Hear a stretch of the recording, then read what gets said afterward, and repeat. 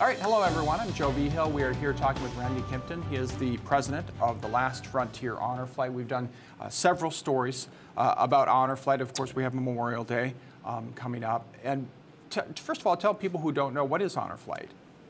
Honor Flight's an organization, it's nationwide. In most of the states, we have 130 hubs around the United States. We take veterans, free of charge to them, back to Washington, D.C. so that they can see the memorials that were established in their honor. And so that's what we do.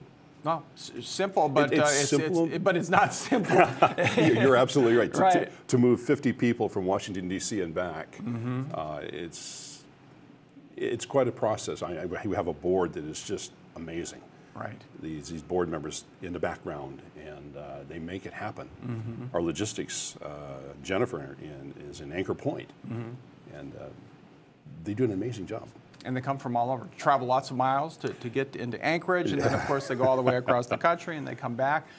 So what is it that you signed up for? Why did you do this? Why is this important to you? Originally, I was a caretaker for my father-in-law, Cecil Wynn, who was a World War II veteran. We had him in the doctor's office one day, and the physician actually mentioned, he says, "Now, you're World War II, aren't you?" And he said, "Yeah." And we talked about it for a minute. He says, "Have you ever heard of Honor Flight?" And whoosh, I'd never heard of it. He said, "Well, go home," and we Googled it. That's exactly what we did. We Googled it, and he said, "Oh, wow." So we filled out the application, we sent it in. He was accepted to go. I had the honor of being his being his guardian, and that's how we got started. And in fact, he every time it came up, he still remembered. He had Alzheimer's, but he still remembered Honor Flight, and so that's how we got involved. Wow! And that, so 2013 is basically when the first flight happened here in Alaska, the Last Frontier Honor Flight. Ron and Linda Travis from Big Lake got that going on. They set it up. Similar to you, they didn't really know about Honor Flight until a World War II veteran came up to him and said, "Hey, I want to show you all these pictures." And he was so excited about the Honor Flight, and they kind of said, "Whoa, hey, what about Alaska?" And they checked around, and of course we didn't have it here, so they got it set up. So the first flight went off in 2013, and we've been doing, was it 2 a year? Is what we do. Yep. And when do we go, and when are the next flights? The next flight will be October 1st to the 5th. Okay. We try to catch the shoulder of the season in D.C. so it's not chilly. It's not. Sure. D.C. can be pretty stifling, right, if you get too far in the summer. Sure. So we go in the spring and in the fall. And so we do 2 a year. We usually take on the average of 23 veterans now. We've tried bigger lots, and we found that 23 works very well. 23 guardians, 23 veterans, yeah.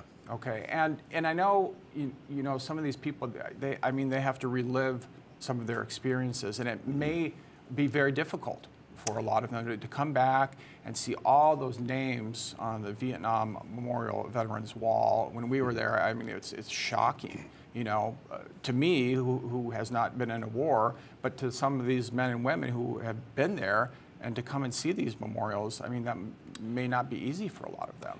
It isn't, and again, like we talked earlier, when you put a group of veterans together and let them just have some time together, break bread together, and we take them there, and some of the healing that goes on is just absolutely amazing. I'd never seen the Vietnam Wall Memorial until I had taken my father-in-law, and I thought, well, it's just a piece of granite with a bunch of names on it. How wrong I was. It's, yeah. In fact, the one veteran we talked about that I took, he lost the entire squad. And we were able to find them. And afterwards, back in the hotel room, we were talking about it, and he says, you know, that I have peace now. As simple as it sounds to have just a name on a wall. Yeah. It's some kind of a healing, and I don't understand how it works, other than I know it does. And we can get them there, we can walk them through it, and help them, hopefully, gain some peace. And that's a huge thing, I think, Randy. It's amazing. That these men and women, you know, put their lives on the line for all of us, and then to go back and look at this one more time, and then feel that way, to feel that there's peace. I mean, they for many of them, they may not have had peace since it happened. Closure. And all of a sudden, something just happens, and that's tough to explain. And I I mean, that's unbelievable. That's what honor flight can do for some people. It's an amazing program, and we hope to keep it going for as long as we can. We have a lot of veterans out there that we would desperately love to take them. We just need to convince them. I have one gentleman who is, he's pretty spry. He's 90, I think he's 98 or 99 this year. He was flying up to a year ago. Wow. A tough guy. But he says, I'm not a veteran. And we've had this conversation, and I said, yes, you are. And he's World War II. He's a pilot. He's been a flight instructor his entire life. During that period of time, he was a flight instructor to train pilots to go fight. Well, somebody had to do it. Sure. Somebody here had to do it. And he says, I'm not a veteran because I didn't go overseas. I said, no, you're a veteran. Let us take you. So, I mean, it doesn't matter what they did. No, you don't have to be on the front lines. No, it takes. The war effort is all over. It takes place at home. It takes place here and there, and of course where the conflict is going on. For your whatever campaign it might be, and it varies, but it takes about on the average 10 people at home to support one person in the field. They're veterans. You know, look at Dorothy Dittman. I mean, yeah, what she did was phenomenal. It was tough, but she did it. Dorothy being a Vietnam veteran who basically worked as a lawyer and dealt with the service members coming in and coming out. She actually did, wills for some of them. She lives in the Pioneer Home in Palmer, and we talked to her, and she felt like she wasn't deserving. And a lot of vets, I hear, feel that way sometimes, but they are deserving. Absolutely. It's the message you want to get to them. Because of what our veterans did then, and our veterans still do today, we're allowed to enjoy the freedoms of speech and of movement and religion today. So, yeah. Sure. We're grateful. Well, let me ask you, so I know you're doing some fundraising. You got an event coming up very soon. Can you tell us about that? So we should mention, though, you're a nonprofit, so you rely on donations. It's not like somebody writes you one big check and you're that would be amazing. Yeah, but you're welcome to do that if you, please, if you want to, sure. We'll have the thing on the screen, please do. Yes, we take our veterans back. It's completely nonprofit. We're out there all the time. We have hats and coats and pins and stuff like that. We Here's sell. That information. Sorry to interrupt. There we go. Yes, Pick, Click, Live, UPS. Hey, a check will work wonders. But it is not cheap to take a veteran free of charge all the way back to D.C. We're going to keep doing it. But if people want to, we would love to have that. There's plenty of opportunities to volunteer and to serve. It's a big organization. I mean, you've been there. You've seen all the people it takes to make this happen. Yes. This huge army in the background, so to speak, to make this happen. And they want to stay in the background. Right. And you have a car show coming up too? We do, and thank you. Yes, the Corvette Club is putting on their car show over at the, I believe it's the Northway Mall, Memorial Day weekend. Okay. All the proceeds from that is going to Last Frontier Honor Flight, and we're especially appreciative of that. But if people would like, they can come on out, enjoy some wonderful and beautiful machinery. They will have a silent auction there, stuff you can bid on. I've done that in the past, and my wife has told me. Get a little crazy with the checkbook, right? My wife says, put the pen down, put the pen down. But it's amazing things, and we'll be there. We can explain more in person what we do. Right. And we hope to have some of our veterans from our prior trips there, so they can personally explain what it meant to them. What if somebody who's watching right now has a loved one, a family member, whoever the case may be, and they think they kind of fit this criteria? How would they go about trying to get on a flight? Easy.